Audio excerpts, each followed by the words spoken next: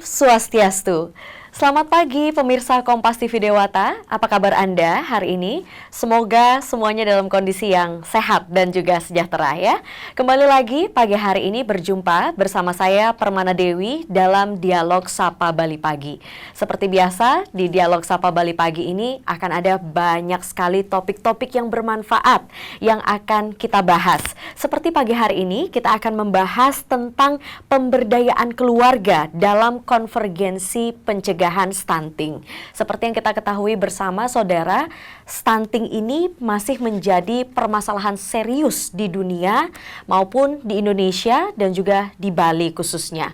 Kenapa stunting ini menjadi permasalahan serius? Yaitu adalah karena bisa mengakibatkan keterlambatan perkembangan motorik dan juga bisa menurunkan tingkat kecerdasan pada balita. Padahal semuanya dimulai dari balita ya kan?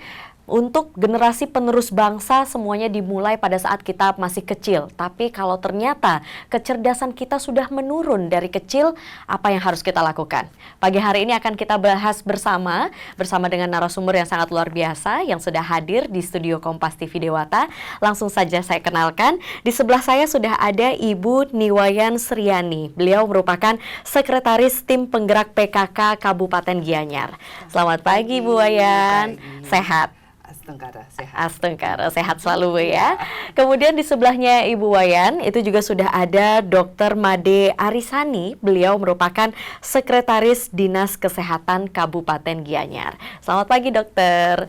Sehat? Sehat luar biasa. Sehat dan semangat selalu ya dokter ya. Semangat selalu, apalagi kalau membahas terkait dengan perkembangan motorik anak, kemudian juga terkait dengan kecerdasan pada balita untuk mencegah stunting, demikian ya. Baik, kita awali perbincangan kita pagi hari ini dimulai dari PKK dulu nih. Lagi-lagi PKK ambil andil dalam pemberdayaan masyarakat. Bisa dijelaskan dulu kepada pemirsa di rumah, PKK itu apa sih? Kira-kira ada nggak ya yang belum tahu tentang PKK Bu Wayan? Silahkan. Baik, terima kasih Mbak Desi, pemirsa semua. Tentunya kalau kita berbicara mengenai PKK, ini sih seharusnya istilah yang sudah tidak asing lagi di kalangan masyarakat, di kalangan kita semua. Namun tidak menutup kemungkinan juga ada beberapa yang masih belum paham benar. Mereka menganggap, memprediksikan bahwa PKK itu adalah ibu-ibu yang bertugas di bidang konsumsi. Oh benar, kerjanya arisan gitu ya. Arisan. Kadang lagi ada yang nyeleneh-nyeleneh Bu, PKK itu adalah Persatuan Kain dan Kebaya. Soalnya kalau ibu-ibu pasti memperhatikan penampilannya sehingga selalu sering dilihat berganti-ganti seragam. Padahal kalau secara nasional PKK itu pergerakannya dari pusat sampai dengan ke daerah, dan itu sudah sekarang dinaungi dengan Perpres 99 tahun 2017 pergerakan PKK, yang mana pergerakan PKK ini secara masif dari pusat sampai daerah. Kemudian dalam pelaksanaan kegiatannya itu sudah ada Permendagri 36 tahun 2020, yang mana di dalam pelaksanaan PKK itu sendiri, PKK adalah pemberdayaan dan kesejahteraan keluarga. Di dalam pelaksanaan kegiatannya itu ada program kerja, ada rencana aksinya, ada rencana strategisnya, dan kemudian ada yang tadi kegiatannya. Nah, kegiatan itu berpedoman kepada 10 program pokok PKK. Ya 10 program pokok PKK, kemudian di dalam penerapannya itu terbagi menjadi 4 pokja. Ada 4 kelompok kerja di dalamnya, di dalam mengeksekusi 10 program pokok PKK ini. Kami sampaikan sedikit bahwa di Pokja 1 itu ada penghayatan pengamalan Pancasila dan gotong royong, yang mana nanti yang menjadi program utama di sana itu adalah Pak Aredi, pola asuh anak dan remaja di era digital. Nah, ini nanti yang berkaitan banyak dengan bagaimana kita melakukan konvergensi untuk pencegahan stunting, di mana topik kita pada hari ini. Karena di sini nanti terlihat peranan keluarga seperti apa, kemudian apa yang dilakukan untuk mengedukasi daripada anak-anak kita. Nah, kemudian terus di Pokja 2 itu ada pendidikan keterampilan dan juga nanti itu ada pengembangan kehidupan berkoperasi, yang mana di sini yang menjadi prioritas kegiatannya itu adalah untuk peningkatan ekonomi keluarga. Nah, kembali ke ekonominya, jadi harus diperhatikan. Kemudian yang di Pokja 3 itu ada pangan, sandang, perumahan, dan tata laksana rumah tangga. Yang mana yang menjadi prioritas kegiatannya itu adalah Aku Hatinya PKK. Mungkin sering dengar kan ini kalau Aku Hatinya PKK, itu singkatan dari amalkan dan kukuhkan halaman asri, teratur, indah, dan nyaman. Nah, jadi kembali nih ibu-ibu PKK menggerakkan daripada masyarakat, atau terlebih itu adalah keluarganya sendiri untuk memanfaatkan halaman pekarangannya. Untuk apa? Untuk memperkuat ketahanan pangan keluarga itu sendiri. Jadi kembali hubungannya nanti untuk memperkuat gizi daripada keluarga itu sendiri. Nah, kemudian di Pokja 4 ini yang paling banyak ini programnya, itu ada kesehatan, ada perencanaan sehat, ada kelestarian lingkungan hidup. Di Pokja 4 yang menjadi prioritas kegiatan itu adalah keluarga tanggap dan tangguh bencana. Tidak hanya bencana alam, tidak hanya bencana yang terjadi misalnya tsunami, gunung meletus, tidak hanya itu aja, tetapi isu-isu strategis yang sedang berkembang di masyarakat yang menjadi prioritas dari pemerintah itu yang kita bantu bersama-sama untuk mengentaskan. Salah satunya ada yang programnya stunting yang merupakan isu nasional ini. Baik, berarti kalau saya dengarkan tadi, keempat Pokja ini semuanya saling berkaitan satu sama lain untuk mengentaskan topik kita pagi hari ini tentang stunting itu tadi, Bu, ya. Sangat betul sekali. Semuanya punya program prioritas yang akan dilakukan seperti itu ya, Bu, ya. Benar sekali. Kita itu di tim penggerak PKK Kabupaten Gianyar khususnya, kami sesuai dengan petunjuk pimpinan Ibu Ketua dan sekarang Ibu PJ Ketua TPPKK, kita mengacu pada standar prioritas nasional. Jadi masing-masing Pokja itu membuat program kerja yang tujuannya untuk mengentaskan masalah stunting. Seperti tadi, Pokja 1 misalnya untuk Pak Aredi, pola asuh anaknya. Kita menegaskan bagaimana kita melakukan pola asuh yang baik dan benar sehingga anak-anak kita itu terhindar dari yang namanya stunting. Karena kalau kita bicara stunting kan tidak hanya bisa yang kita lihat pada kondisi saat ini saja. Itu intervensinya kita lakukan jauh ke belakang jadinya itu. Dari kaum remaja putri kita harus intervensi. Jadi pola asuhnya juga seperti apa pendidikannya. Kemudian dari Jatin itu ada calon-calon pengantin. Kemudian ibu hamil, baru masuk ke ibu hamil. Kemudian ibu nifas. Kemudian bayi baduta di bawah 2 tahun. Itu yang kita intervensi sehingga pola asuh yang baik dan benar itu memang harus kita sampaikan kepada masyarakat. Wah, berarti prosesnya panjang sekali ya, dari saat masih remaja. Berarti usia saya nih masuk sebenarnya ya. Harus dari yang remaja itu. Karena kalau sekarang itu kita tidak menutup kemungkinan juga kaum remaja putri kita, padahal di sekolah mereka dikasih FE, tahu-tahu sampai di rumah ditaruh di atas meja. Nah, mejanya jadinya yang belajar, yang dapat yang dapat vitaminnya ya. Padahal sesungguhnya itu kan penting sekali untuk reproduksi daripada remaja-remaja kita. Itu baru di Pokja 1 tuh. Kemudian kalau di Pokja 2-nya kan tadi terkait dengan ekonominya. Nah, bagaimana kita membantu masyarakat untuk membangkitkan kembali kelompok-kelompok usaha yang ada di masyarakat. Kalau kita punya UP2K, usaha peningkatan pendapatan keluarga.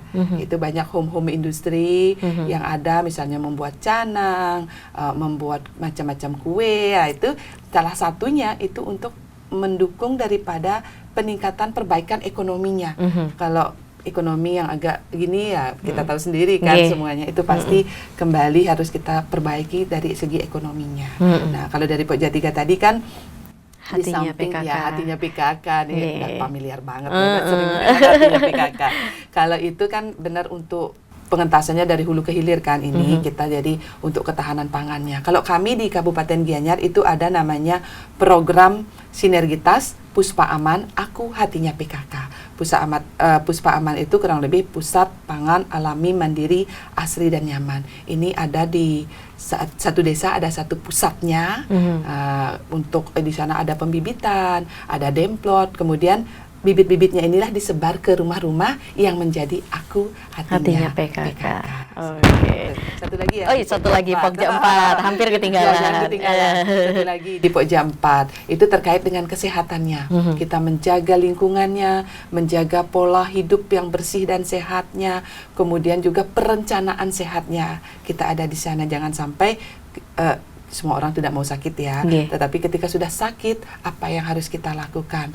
Kita harus punya saving juga, juga harus berjaga-jaga juga untuk itu. Nah, kami di PKK merencanakan semua itu. Kita mengedukasi kepada masyarakatnya agar bersiap-siap dari awal seperti itu. Berarti kompleks sekali sebenarnya tugas dari PKK ini ya untuk pemberdayaan masyarakat. Kalau dicermati benar, ternyata ada 4 Pokja yang tadi itu. Nah, dari tadi kita selalu menyebutkan soal stunting demikian ya. Saya akan beralih dulu ngobrol bersama dengan dokter di sini ya. Saya mengenal kata stunting itu kalau nggak salah tahun 2018 dan ternyata saya nggak sendirian. Kemarin saya cerita sama teman saya kalau saya hari ini mau ngomongin tentang stunting. Teman saya bertanya stunting itu apa sih gitu. Ternyata masih banyak masyarakat di luar sana itu yang belum tahu tentang stunting. Dokter mungkin bisa bantu jelaskan kepada pemirsa di rumah pengertian dari stunting sebelum kita melangkah lebih jauh lagi. Oke, mungkin bisa saya jelaskan. Stunting itu adalah suatu kondisi yang dimana dilihat dari perkembangan tingginya tidak sesuai dengan perkembangan umurnya. Jadi kondisi itu bisa disebabkan banyak faktor, tapi yang paling banyak yang dominan biasanya adalah karena asupan kurang gizi kronis. Artinya dia tidak hanya terjadi beberapa bulan tapi kronis. Jadi artinya dari sebelumnya sudah ada gangguan asupan gizi kronis. Itu yang terjadi. Oke. Berarti kalau stunting itu hanya dilihat dari pertumbuhan fisiknya saja atau gimana, Bu? Kalau stunting kan keluar stunting itu adalah dari tinggi badan dibandingkan umur. Itu yang terjadi. Stunting itu kenapa sekarang stunting dikatakan penting ya karena jika tinggi badan tidak sesuai dengan umur berarti dia akan menjadi pendek atau sangat pendek. Dengan adanya kondisi pendek dan sangat pendek, otomatis perkembangan organ tubuhnya juga pasti akan tidak sesuai dengan perkembangan umurnya. Jadi jika ada gangguan tumbuh kembang, berarti gangguan organ yang paling ditakutkan kan gangguan kecerdasannya akan berkurang juga. Oke, baiklah. Nah, kalau terkait dengan perkembangan gizi gitu Bu ya, gizi yang harus kita terus perhatikan. Kapan sih momen paling berharga dalam satu kehidupan manusia itu Bu, yang harus kita benar-benar jaga nih untuk supaya terhindar dari stunting itu tadi? Oke. Kalau ngomongin kita berbicara tentang momen mana, mungkin kita akan pilih di 1000 hari kehidupan. Kenapa 1000 hari pertama yang dipilih Bu? Iya, karena pada saat itu kan perkembangan otak, perkembangan organ itu golden periodnya itu ada di sana. Dan itu pun 1000 hari kita ambil ke belakang dari masa konsepsi. Jadi memang dari kehamilan pun sudah harus dijaga karena kehamilan akan mempengaruhi kelahiran bayi tersebut. Berarti 1000 hari pertama itu dihitung dari saat masih hamil. Konsepsi baru positif itu loh. Saat positif. Oh gitu. Oke, baiklah. Apa yang terjadi kalau misalnya kita tidak memperhatikan 1000 hari pertama kehidupan itu, momen berharga itu, Bu? Kalau bicara masalah apa yang terjadi ya salah satunya kita lagi berbicara stunting ya. Jadi otomatis ada stunting juga dan di samping juga masalah status gizi lainnya. Karena permasalahan status gizi tidak hanya stunting. Masih banyak yang lain, contohnya ada gizi kurang, ada gizi buruk, ada obesitas juga di sana. Itu yang terjadi. Berarti stunting itu bisa dibilang jangka panjang atau jangka pendeknya itu, Bu?